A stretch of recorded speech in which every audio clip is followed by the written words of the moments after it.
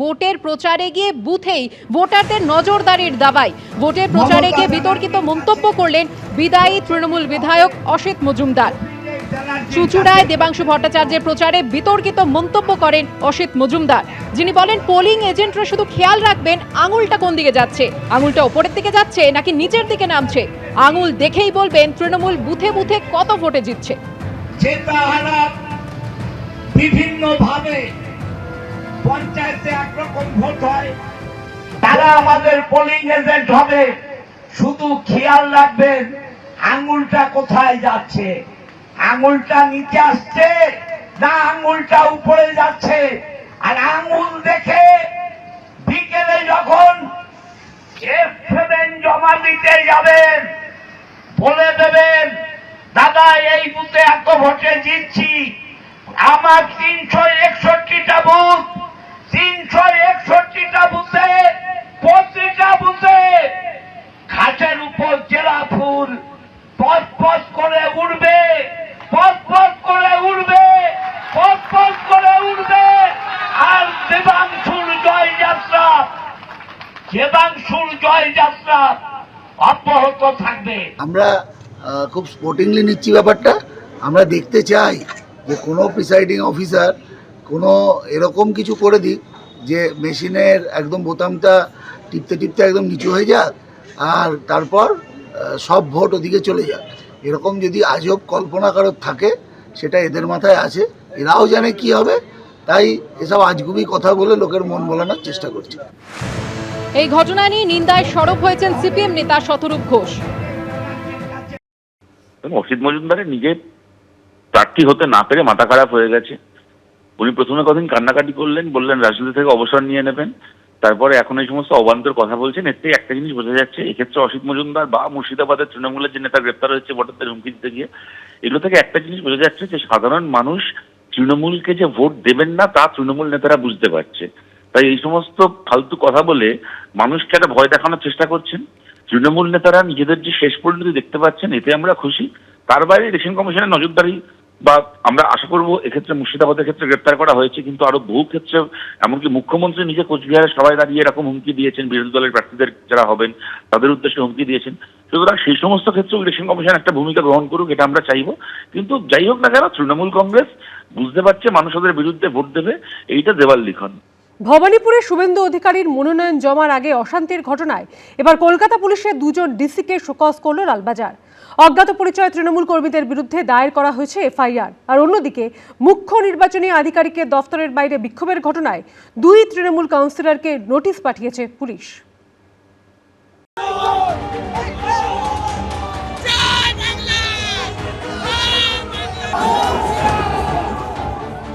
ভবানীপুরের BJP প্রার্থী হিসেবে শুভেন্দু অধিকারীর মনোনয়ন পেশ ঘিরে বৃহস্পতিবার এভাবেই উত্তপ্ত পরিস্থিতি তৈরি হয় মমতা বন্দ্যোপাধ্যায়ের গড় হাজরা।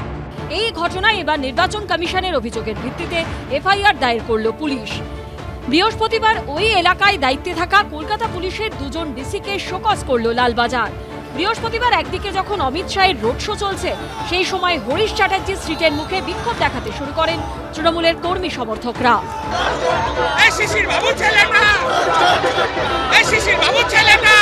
সার্ভে বিল্ডিং এর কাছেও বিবাদে জড়ান তৃণমূল ও বিজেপি কর্মী সমর্থকরা।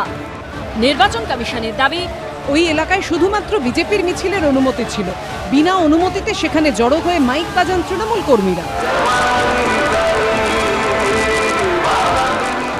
এই ঘটনায় অজ্ঞাত পরিচয় তৃণমূল কর্মীদের বিরুদ্ধে কালীঘাট থানায় একটি ও আলিপুর থানায় দুটি এফআইআর দায়ের করা হয়েছে।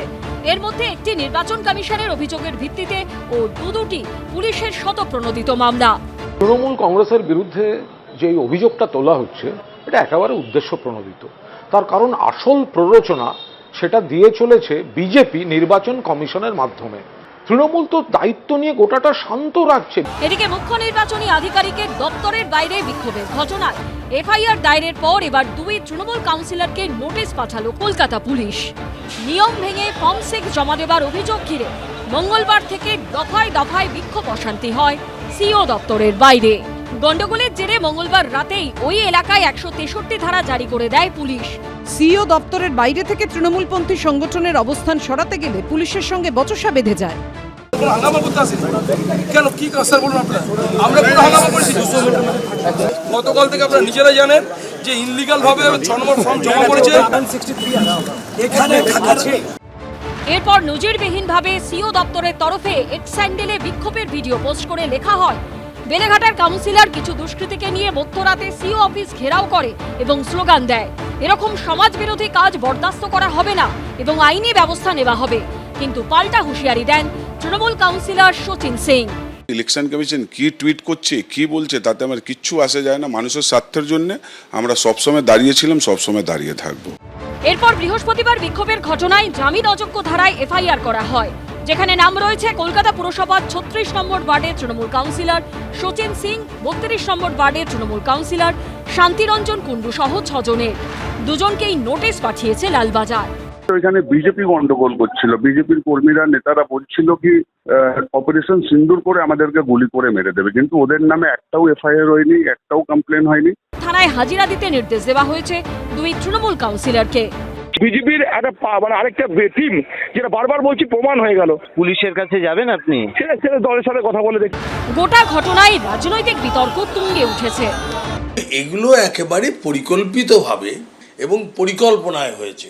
ওনার যে মুখনিসৃত বাণী সেগুলো যদি দেখেন তাহলে এটা একেবারে পরিষ্কার হয়ে যাবে। এরই মধ্যে ভোটের আগে রাজ্য জুড়ে বেআইনি জমায়েতের উপর নিষেধাজ্ঞা জারি করল নির্বাচন কমিশনের সূত্রের খবর। নির্বাচন কমিশনের তরফে বলা হয়েছে, তাদের অনুমতি ছাড়া কোনো মিছিল, সভা বা জমায়েত করা যাবে না। এই নির্দেশ অমান্য করলে সঙ্গে সঙ্গে গ্রেপ্তার করা হবে। এমনকি রাজ্যের মুখ্য নির্বাচনী আধিকারিকের দপ্তরে যাওয়ার ক্ষেত্রেও আগে থেকে অনুমতি নেওয়া বাধ্যতামূলক করা হয়েছে। দপ্তরের কাছে তৃণমূলপন্থী সংগঠন বিএলও অধিকার রক্ষা কমিটির ধর্ণা নিয়েও সতর্ক বার্তা দিয়েছে নির্বাচন কমিশন। সূত্রের খবর, মুখ্য নির্বাচনী আধিকারিকের দপ্তরের কাছে মঞ্চ বেঁধে আবার যদি বিক্ষোভ দেখানোর চেষ্টা হয় তাহলে আন্দোলনকারী বিএলওদের দ্রুত সাসপেনশনের চিঠি ধরানো হবে। ময়ূর ঠাকুর চক্রবর্তী, রুমা পাল ও অনির্বাণ বিশ্বাসের রিপোর্ট, এবিপি আনন্দ। বিধানসভা ভোটের মুখে ইডির নজরে তৃণমূলের 3 প্রার্থী। আর্থিক প্রতারণা মামলায় মেয়র পরিষদ এবং রাসবিহারী তৃণমূল প্রার্থী দেবাশিস কুমারকে শুক্রবার ফের জিজ্ঞাসাবাদ করা হলো। পুরসভায় নিয়োগ দুর্নীতি মামলায় তলব করা হয়েছে 2 বিদায়ী মন্ত্রী এবং তৃণমূলের প্রার্থী সুজিত বসু এবং রথিন ঘোষকে। বিধানসভা ভোটের মুখে ইডির স্ক্যানারে তৃণমূলের 3 হেভিওয়েট, দেবাশিস কুমার, সুজিত বসু এবং রথিন ঘোষ, 3 জনই বিদায়ী বিধায়ক। আবার এবারের বিধানসভা ভোটের প্রার্থীও। একটি আর্থিক প্রতারণা মামলায় মেয়র পরিষদ রাসবিহারী তৃণমূল প্রার্থী দেবাশিস কুমারকে শুক্রবার ইডি ফের জিজ্ঞাসাবাদ করল।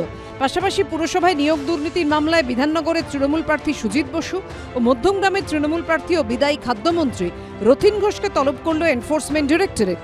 সূত্রের খবর, আর্থিক প্রতারণার মামলায় সম্প্রতি অমিত গঙ্গোপাধ্যায় নামে এক ব্যবসায়ীর ঠিকানায় অভিযান চালানো হয়।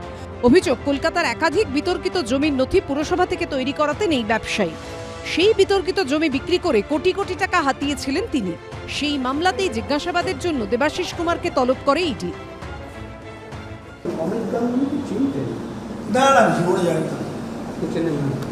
অমিত গাঙ্গুলির পার্টনাররা কোনো হোয়াটসঅ্যাপ মেসেজ করেছিল? না,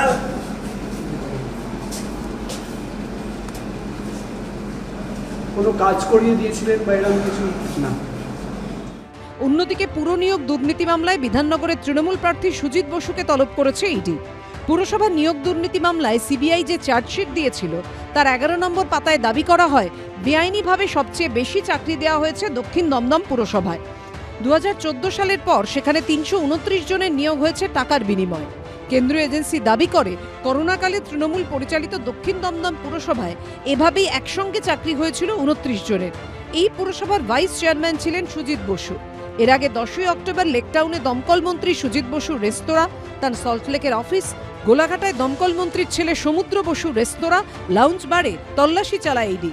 সুজিত বসুর স্ত্রী, পুত্র, কন্যা ও জামাইকেও জিজ্ঞাসাবাদ করে এনফোর্সমেন্ট ডিরেক্টরেট। এবার ভোটের মুখে তৃণমূল প্রার্থী সুজিত বসুকে তলব করল ইডি। পুরো দুর্নীতি কাণ্ডের তদন্তে নেমে 2023 সালে পুজোর মুখে খাদ্যমন্ত্রী রথিন ঘোষের বাড়িতে তল্লাশি চালিয়েছিল ইডি। তাকে তলব করেছে কেন্দ্রীয় এজেন্সি। যদি এরকম কোনো তদন্তের স্বার্থে কাউকে যদি তলব করা হয়, সেটা তো কোনো সংবিধান বিরোধী কিছু হচ্ছে বলে আমরা বলতে পারবো না। পশ্চিমবঙ্গের মানুষ জানেন কার অনুপ্রেরণায় গত 1.5 দশক ধরে পশ্চিমবঙ্গের মানুষের সমস্ত কিছু চুরি হয়েছে, লুট হয়েছে, প্রশাসনিক দুর্নীতি হয়েছে এবং এটা তৃণমূলের অনুপ্রেরণার পরম্পরায় হয়েছে। কত বড় অসভ্যতা হচ্ছে, একটা ইলেকশন চলছে, সেখানে বিজেপি আর কত নোক দাঁত বার করবে? তোমাদের যদি কোনো তদন্তের থাকে এতদিন করে রাখোনি কেন? এত বছরের পুরনো মামলাগুলো আমাদের যারা প্রার্থী তাদের ডেকে পাঠানো মানে তাদেরকে সমস্ত কাজকর্ম ছেড়ে আইনজীবীর সঙ্গে বসতে হবে, সারাদিন তাদের ওখানে নষ্ট হবে। বিজেপি যে কতটা দেউলিয়া, কতটা ভয় পেয়েছে এই বিজেপির নেতাদের উপর, বিজেপির কোনো ভরসা নেই। সুজিত বসুকে সোমবার ও রথিন ঘোষকে বুধবার সিজিও কমপ্লেক্সে হাজিরার নির্দেশ দিয়েছে ইডি। প্রকাশ সিনহা, উজ্জ্বল মুখোপাধ্যায় ও শিবাশিস মৌলিকের রিপোর্ট, এবিপি আনন্দ, কলকাতা। এবিপি আনন্দ, এগিয়ে থাকে, এগিয়ে রাখে।